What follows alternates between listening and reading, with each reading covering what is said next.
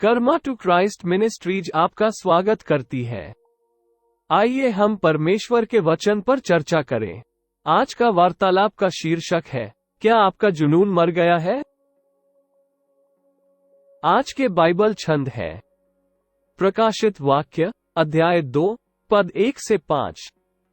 इफिसुस की कलीसिया के दूत को ये लिख कि जो सातों तारे अपने दाहिने हाथ में लिए हुए है और सोने की सातों दीवटों के बीच में फिरता है, वो ये कहता है कि मैं तेरे काम और परिश्रम और तेरा धीरज जानता हूँ, और यह भी कि तू बुरे लोगों को तो देख नहीं सकता, और जो अपने आप को प्रेरित कहते हैं और है नहीं, उन्हें तूने परख कर झूठा पाया। और तू धीरज धरता है और मेरे नाम के लिए दुख उठाते उठाते थका नहीं।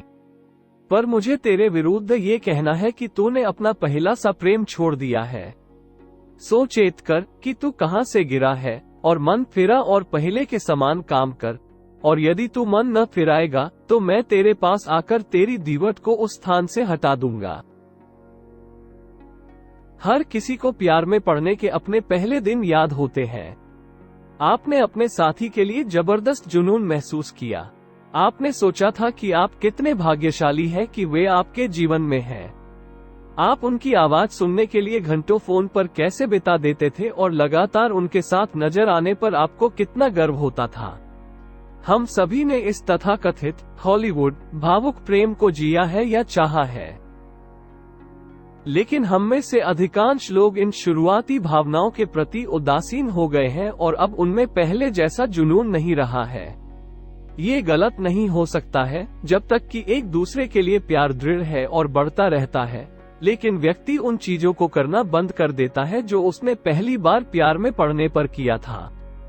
मसीह के साथ चलते समय हम में से अधिकांश के साथ ऐसा ही होता है।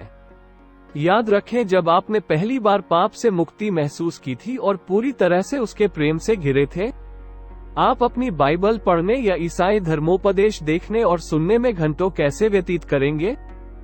अगली बार आपके कलीसिया की बैठक होने का आपने कितनी उत्सुकता से इंतजार किया, चाहे वो सप्ताह में कितनी भी बार हो?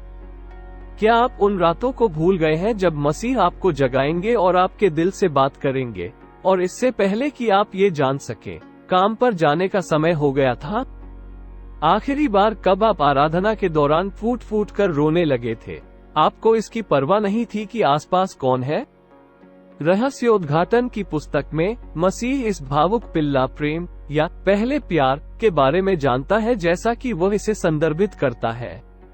वो जानता है कि हम में से कुछ ने इसे खो दिया है और हमसे पश्चाताप करने और इसमें वापस लौटने के लिए कहता है।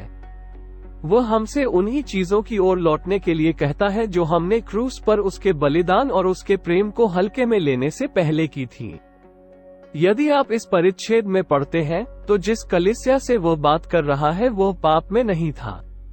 वे सभी सही काम कर रहे थे और दूसरों द्वारा किए गए पाप से नफरत कर रहे थे, लेकिन मसीह के साथ अपने रिश्ते में जुनून की स्थिति से गिर गए थे। दूसरे शब्दों में, उनका आध्यात्मिक जीवन एक भावुक रिश्ते से एक मृत धर्म में बदल गया था। अपने साथ ऐसा न होने दें। यदि ऐसा है तो चिंता न करें। बस वही चीजें करना शुरू करें जो आपने तब की थी जब आपने पहली बार मसीह को अपने व्यक्तिगत परमेश्वर और उद्धारकर्ता के रूप में प्राप्त किया था, और उस जुनून को वापस लौटते हुए देखें। यदि आपने कभी ईश्वर के लिए इस जुनून का अनुभव नहीं किया है, तो आपको पता नहीं है कि आप क्या खो रहे हैं और मसीह आपसे कितना प्यार करते हैं।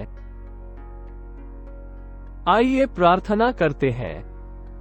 अनंत परमेश्वर, आपका नाम ऊंचा है, आपका नाम सुखद है, आपका नाम मरहम उंडेला गया है। हम वास्तव में मसीह के साथ चलने में ठंडे होने का पश्चाताप करते हैं। यीशु, आज आपके प्रति हमारे शुरुआती जुनून को पुनः प्राप्त करने में हमारी सहायता करें। हम अपने पहले प्यार की ओर लौटना चाहते हैं।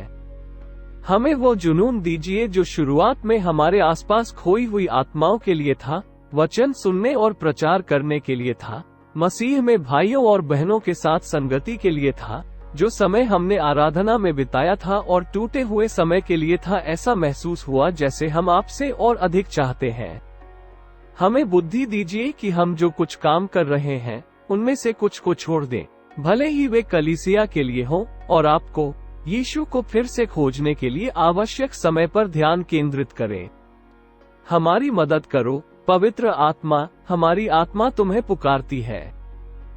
हम यीशु के शक्तिशाली नाम में मांगते हैं, आमीन।